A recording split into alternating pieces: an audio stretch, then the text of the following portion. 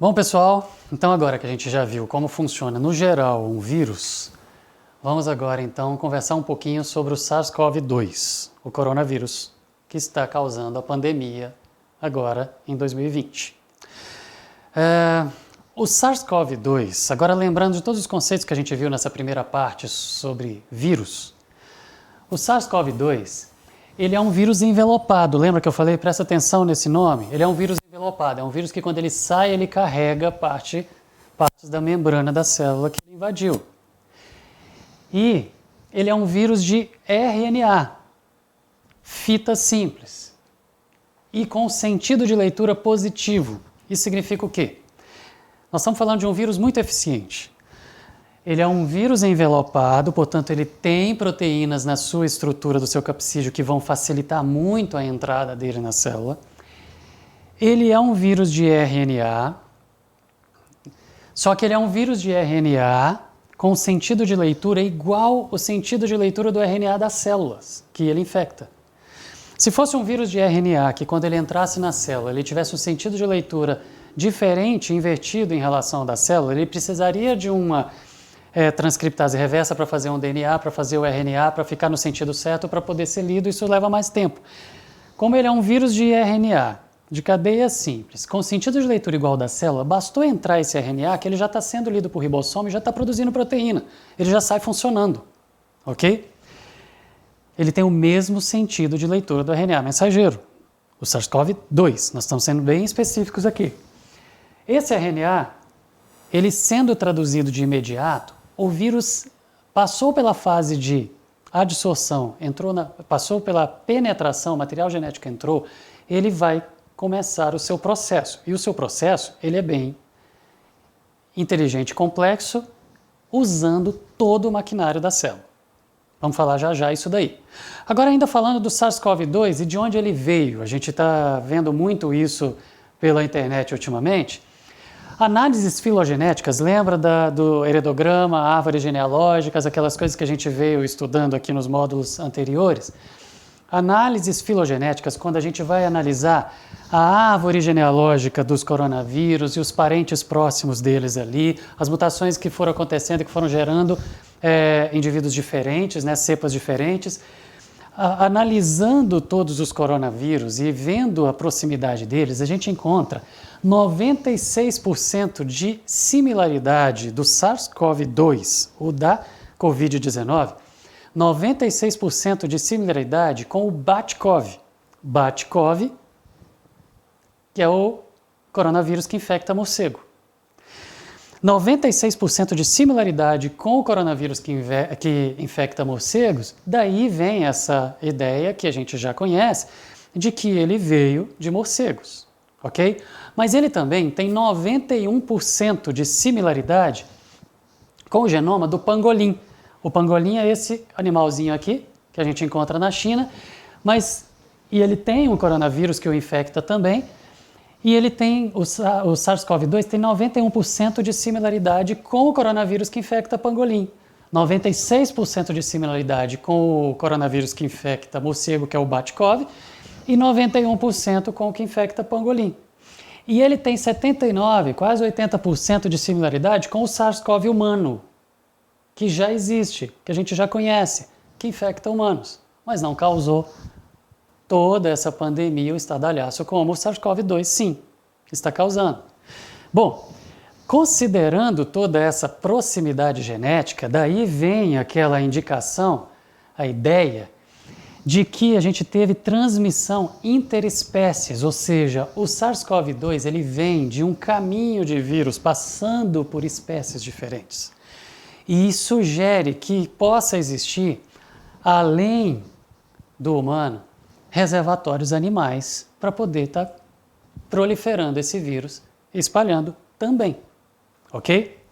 Bom, então nós temos toda essa similaridade e isso justifica, explica por que dessa ideia de que ele veio do morcego, por causa da proximidade tão grande, mas que ele também tem similaridade com o SARS-CoV que infecta humanos e com o outro coronavírus que vai infectar pangolim. Então a gente tem uma troca de vírus aí entre espécies e isso faz parte da história do SARS-CoV-2.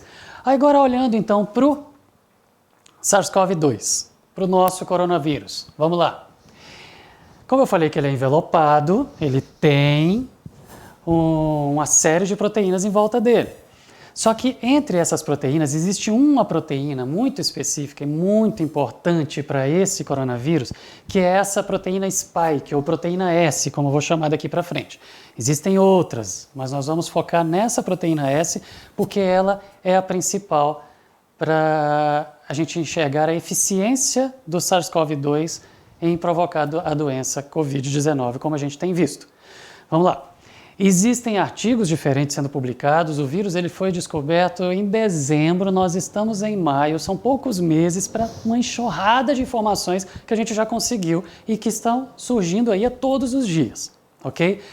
No meio dessas informações, eu vou mostrar para vocês aqui as mais atualizadas. Esse esquema, por exemplo, é de uma publicação da Nature dessa semana.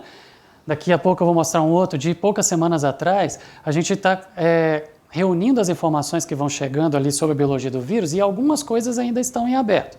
Mas vamos lá.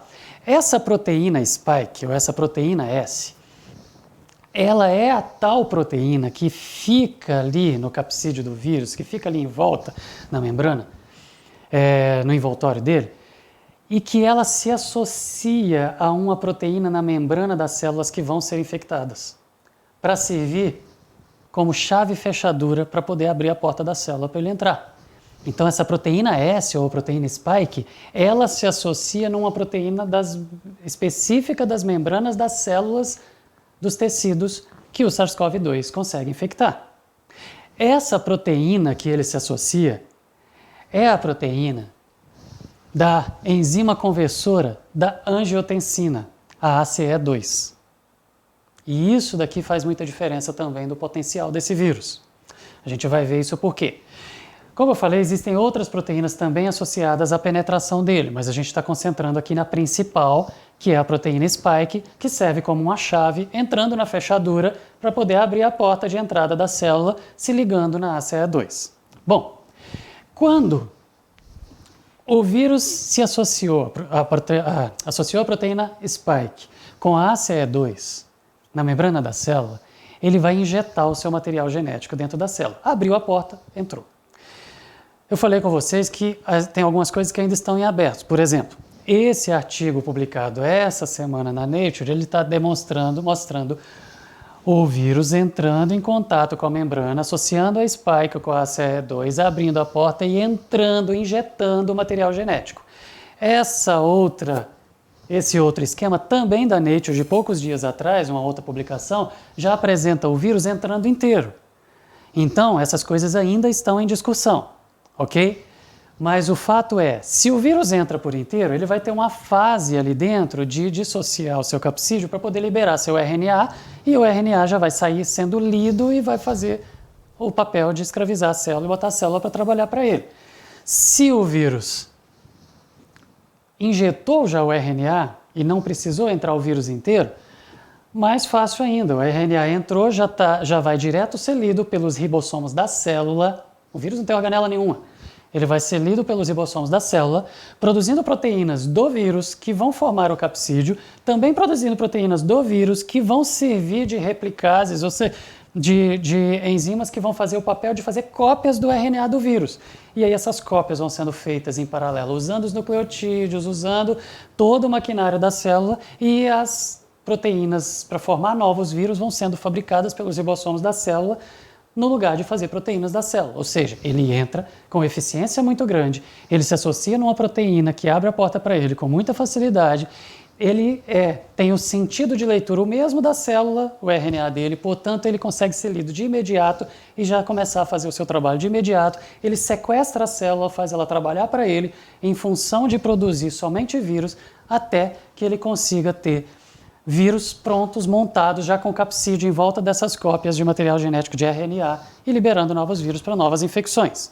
Bom, se a gente comparar o SARS-CoV-2 com o SARS-CoV, que já é bem mais conhecido porque já tem mais tempo, ou o MERS-CoV, esses dois, SARS-CoV e MERS-CoV, eles entram o vírus inteiro dentro da célula. O resto do funcionamento é a mesma coisa. Depois que liberou o RNA do vírus, do SARS-CoV, eu estou mostrando, o RNA do vírus, ele vai ser lido por ribossomos, produzindo proteínas. Essas proteínas vão servir como replicases, que vão atuar em cima do RNA do vírus, que já está sendo lido de cara, mas vai atuar em cima do RNA do vírus, fazendo cópias dele, usando o maquinário da célula. Mas também essas proteínas que estão sendo produzidas pelos ribossomos vão também atuar, ou seja, elas vão ser clivadas e vão ter uma parte que vão atuar como replicases e uma parte que vão atuar como proteínas do capsídeo para poder formar o vírus. Isso tudo vai trabalhando em paralelo. Lembra que eu falei que o SARS-CoV usa tudo da célula e que a gente ia revisar a citologia aqui? Quando o SARS-CoV-2 injeta o seu DNA na célula e ele é lido pelos ribossomos, e esses ribossomos produzem as proteínas do vírus para montar capsídeos, esse RNA do vírus ele também vai ser lido por ribossomos que estão ali grudados no retículo endoplasmático, na parede do retículo endoplasmático rugoso. Ribossomos na parede do retículo endoplasmático rugoso produz proteínas e joga essas proteínas dentro do retículo endoplasmático rugoso.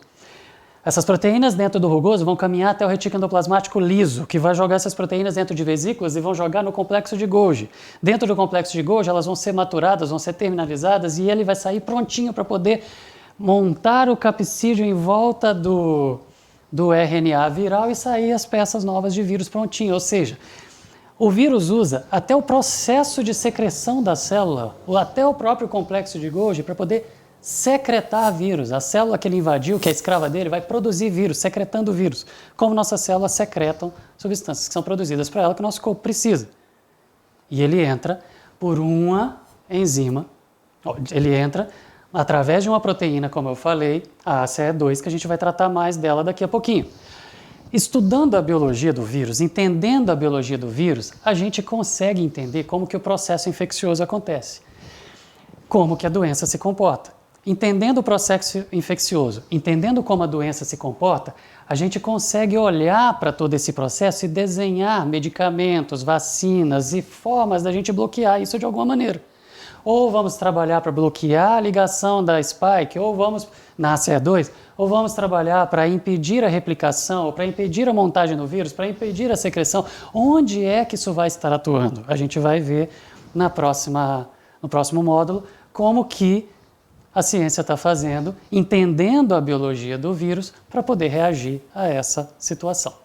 Até já.